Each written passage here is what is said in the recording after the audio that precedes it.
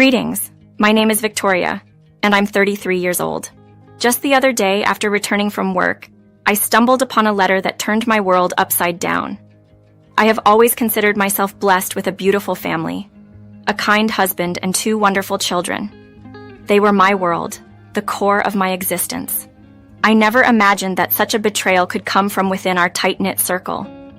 My husband Arthur often expressed his love for me, calling me his soulmate and expressing gratitude for having me in his life. He would say, "Victoria, you know you're my soulmate. I feel so fortunate every day to have such an incredible wife. You will forever be the love of my life." And I felt the same way about him. I believed we were meant for each other, and I couldn't imagine my life without him. But those were all lies. The truth hit me hard. Arthur's declarations of us being soulmates were nothing but empty words. The realization that your love for someone can disappear the moment they commit an unforgivable act is both shocking and painful. This was my reality, laid bare in the letter I found. The letter revealed Arthur's departure from our lives in the most heart-wrenching way. It read, "Victoria, by the time you read this, I'll be gone. I wish there were an easier way to say this. I've fallen in love with someone else. I once believed you were my soulmate, but I've found her, and it's not you. My feelings for her surpass anything we had, and I can't envision a future or a family with anyone else but her. I'm sorry, but I must follow my heart. Please do not try to contact me. My decision is final. I wish you and the children all the best, but I need to be with my true family." How could he do this to us? How do I even begin to explain this to our children? The pain was unbearable, and I found myself crying until there were no tears left. In my despair, I reached out to my mother-in-law, Amy, asking her to pick up the kids from school and keep them for a while. Without questioning me, Amy agreed, her happiness to spend time with the grandchildren masking the turmoil I was feeling. Amy, along with the rest of my in-laws, had always treated me like family. I never anticipated such a betrayal. Lost in a whirlwind of self-blame and confusion, I called Arthur's brother Walter and asked him to come over. When he arrived, he was shocked to find me in such distress. "What's happened, Victoria? Why are you in tears? Where's Arthur? Please, talk to me," he urged. Between sobs, I managed to say, "He's left us, Walter. He's gone." I was utterly lost, clueless about where Arthur could have gone. The daunting task of explaining his absence to our children weighed heavily on me. "Oh my goodness, Victoria, what are you saying? You're not making any sense," Walter exclaimed in disbelief. I managed to tell him about the letter Arthur left behind, which I discovered upon returning to a deserted home. Walter read the letter and couldn't help but express his frustration aloud, though he kept his comments to himself. Without a word, he grabbed the phone, intent on confronting Arthur, only to realize that Arthur had already blocked him. After several futile attempts to reach Arthur, including a call to his office, Walter decided it was time to involve our parents. Completely overwhelmed by the situation, I watched as Walter called Amy and Terry, my in-laws, and explained the urgency of the matter. They arrived shortly, having left the kids in the care of a neighbor they trusted deeply. The disbelief and disappointment were palpable as they read Arthur's letter. "I can't believe this. What's gotten into Arthur? How could he abandon his family like this?" They pondered aloud. Amidst their shock and anger, they tried to offer me solace. "Victoria, please don't cry. You've got to stay strong for the children. We'll do everything in our power to make him come back. He must face his responsibilities, especially towards his children," they assured me, their resolve clear. Terry was especially disheartened, struggling to comprehend how his son could execute such a heartless plan. "This is beyond comprehension. I never imagined Arthur could do something like this to you. We all thought he loved you deeply. It's clear now. He's a coward.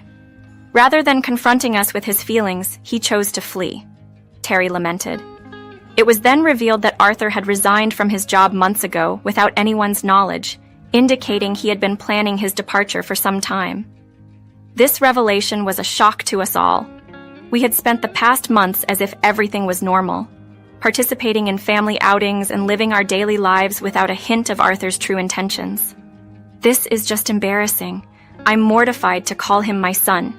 He will have to face the consequences of abandoning his family," Amy declared, her disappointment in Arthur evident. Despite their anger, they also expressed a willingness to accept the situation if Arthur truly loved someone else. If he's found love elsewhere, so be it. But abandoning his children is unforgivable. How do we even begin to explain this to them? The room fell silent, the enormity of the situation settling in. We all knew the conversation with the children would be heartbreaking, yet none of us had the words to soften the blow.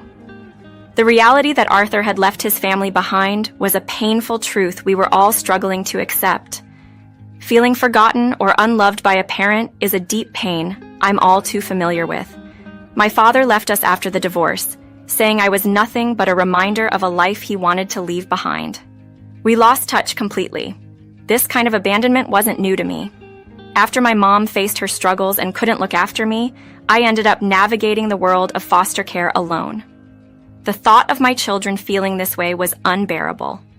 I vowed to ensure they always felt loved by at least one parent, no matter what. My sons, Billy and Joe, were just 9 years old. Despite their young age, they were remarkably perceptive and mature. After some thoughtful discussions with my in-laws, I knew it was time to face the hard truth with my boys. They sensed something was wrong the moment they stepped into the house with Walter. Gathering all my courage, I sat them down for a private conversation. I believe you both sense that something's happened, I started, struggling to find the words. I'm so sorry, my loves. This won't be easy to hear, but your father has left us. We don't know where he's gone, but he's not coming back. Their immediate response was one of disbelief. Dad just left? You can't be serious, Mom. Please say this is some sort of mistake. Why would he do this? What did we do wrong? I reassured them, you've done nothing wrong at all. He made this decision because he believes he needs to be elsewhere. I know it's hard to understand, but we have to accept it. From now on, it's going to be us three. I'm so sorry. If there was anything I could do to change this, I would. The room fell into silence. They exchanged looks, a silent conversation passing between them, and retreated to their room. I knew they were in shock, processing this enormous change, and I respected their need for space. Walter stayed with us that night, offering his support, while my in-laws promised to return the next day to check on us. That day, the boys kept to themselves, a clear sign they were grappling with the news. The silence in the house was a stark reminder of the new reality we were facing. Yet I remained steadfast in my commitment to ensuring my sons felt loved and supported through this unforeseen journey. The worry for my boys weighed heavily on me, sensing their struggle with the situation. Walter, seeing my distress, kindly tried to coax Billy and Joe to join us for dinner, but they declined, saying they had no appetite and preferred to be alone. Throughout this ordeal, Walter's support was immeasurable. He reached out to all of Arthur's friends, inquiring about his whereabouts, only to find out they were equally in the dark and quite upset with Arthur's actions. They promised to keep us updated if any news surfaced. By the next morning, a small glimmer of hope emerged when the kids approached me in the kitchen, enveloping me in a hug. Their words were comforting, yet tinged with hurt. Mom, don't worry. We're here with you. You are enough for us. We don't need to see his face again. We're so angry at him. He doesn't deserve your kindness. We're here for you. If he chooses to live without us, let him. We don't need him anymore. Their words, while supportive, also hinted at their deep-seated pain. He is still your dad, and I know there's love there, I reminded them gently. We do love him, Mom, but it's hard to imagine forgiving him. If we're not important to him, he's better off away from us, they replied. Their maturity and concern for me over their feelings of abandonment by their father were heartening yet heartbreaking. Reflecting on the past, it became clear that Arthur had been distancing himself from us for a while. Despite our conversations and attempts to engage him in family activities, he remained aloof, always excusing himself as being too stressed from work. I had hoped he would eventually reconnect with us, especially with the boys, believing he needed time to sort himself out. Sadly, I was mistaken.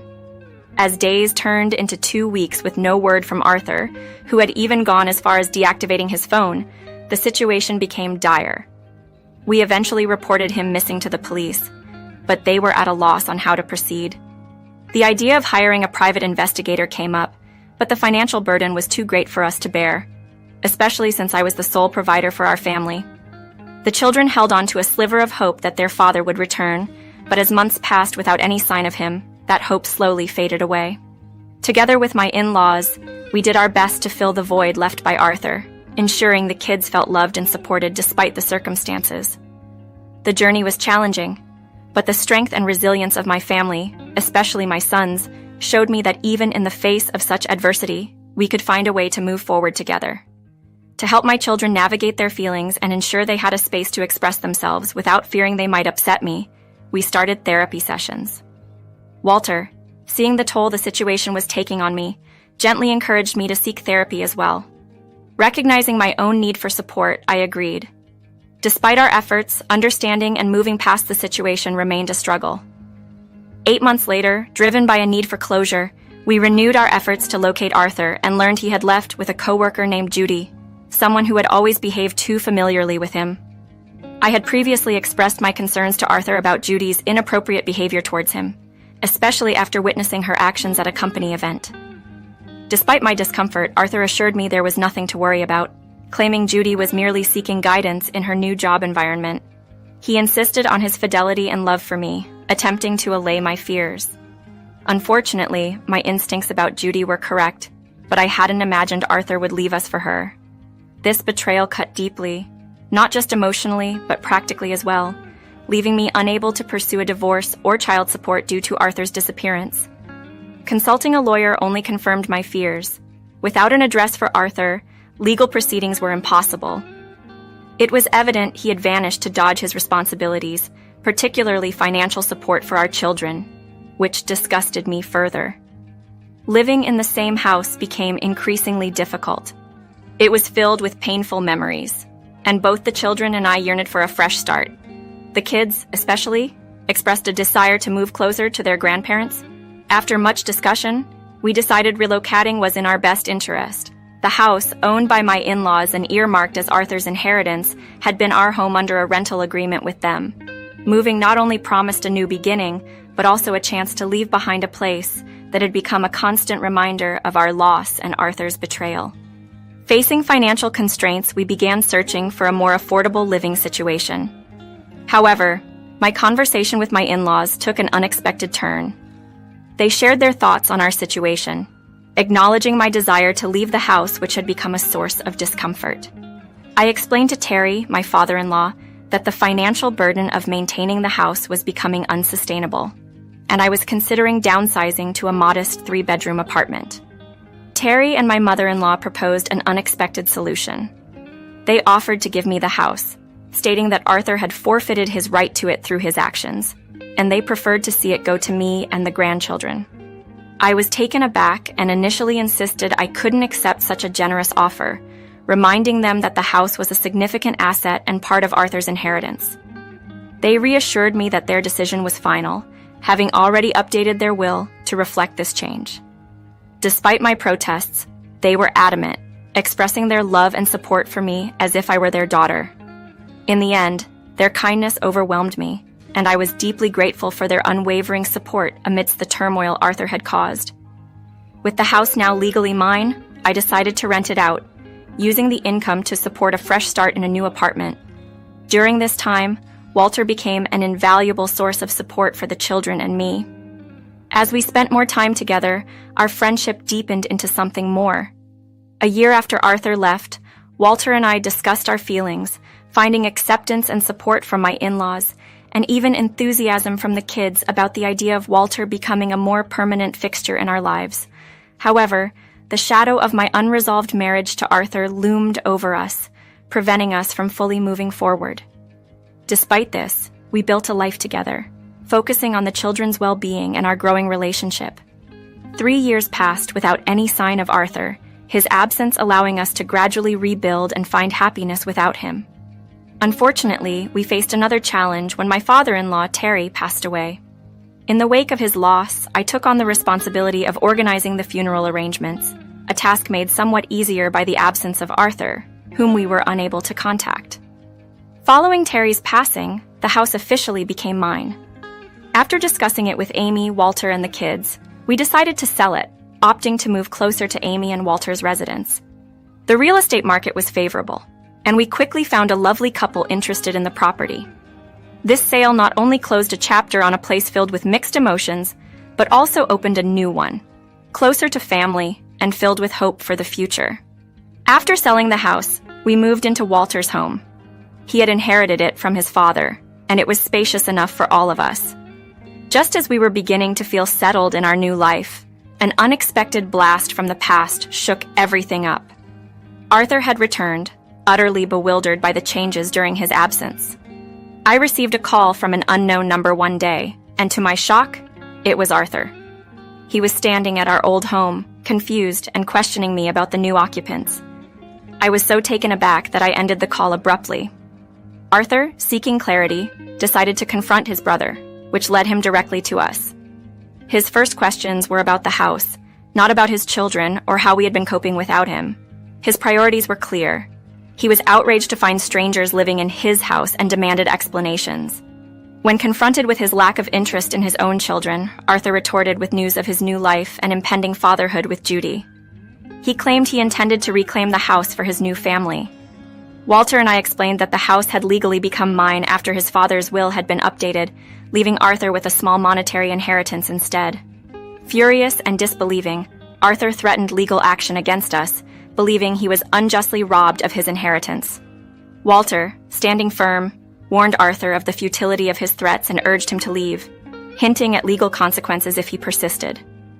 Arthur stormed off, vowing this wasn't the end. The confrontation left us all distressed, especially considering the children. We decided to break the news to them gently. Their reaction, while upset, was resolute. They didn't want someone who showed such blatant disregard for them in their lives.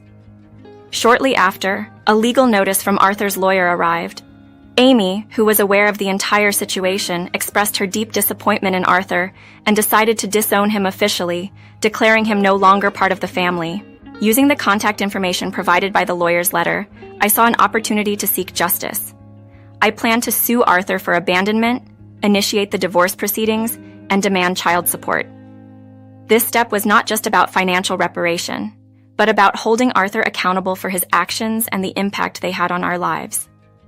It was a moment of reckoning, signaling a new chapter for us, free from the shadows of Arthur's neglect and betrayal. Deciding it was time for Arthur to face the repercussions of his decisions, I was adamant that through the legal pressures we'd apply, he'd have no choice but to acquiesce to the terms of the divorce I proposed. This included charges for child abandonment and neglect. Should he contest the inheritance, I was confident he would not only lose, but also find his finances severely depleted by legal expenses. Walter stood by me, offering unwavering support and assistance in securing a competent attorney. Our goal was clear. Arthur would be held accountable for the turmoil he'd caused me and our children. Post-divorce, we planned to establish a stable and permanent home environment, a stark contrast to the transient and troubled one Arthur had left in his wake. True to his promise, Walter found a skilled lawyer, and I proceeded with the divorce, aiming to secure what was rightfully ours. The children, bravely voicing their experiences, made a profound impact in court, leaving the judge visibly disturbed by Arthur's neglect. Arthur, appearing with his partner, found himself defenseless against the allegations. Additionally, I pursued a lawsuit against his partner for alienation of affection, winning decisively. The court's rulings left Arthur and his partner nearly destitute, their pleas for leniency falling on deaf ears as they faced the financial consequences of their actions. Arthur's attempt to claim his inheritance also failed miserably. Terry had wisely left a portion of the money to Arthur in his will, but his baseless entitlements were dismissed, subjecting him to further ridicule in court. Faced with substantial child support dues, Arthur was compelled to relinquish any funds he had been awarded. After much deliberation, the twins chose to request Arthur relinquish his parental rights, a decision he initially hesitated over but eventually accepted, recognizing their desire to sever ties. This relinquishment absolved him of child support obligations, but I strategically allocated the settlement to establish college funds for the twins. Amidst these legal victories, Walter proposed, marking a joyful commencement to our new life together post-divorce. Arthur's response to our happiness was predictably bitter, but we remained undeterred, attributing the fallout to his actions. His subsequent pleas for financial help, prompted by his deteriorating situation with his partner, were ignored. Ultimately, Arthur and his partner faced the natural outcomes of their choices. In contrast, I embraced a brighter future with Walter, who had shown himself to be a far superior partner and father figure than Arthur could ever aspire to be. Our new beginning was not just a departure from the past, but a celebration of renewed hope and unconditional support.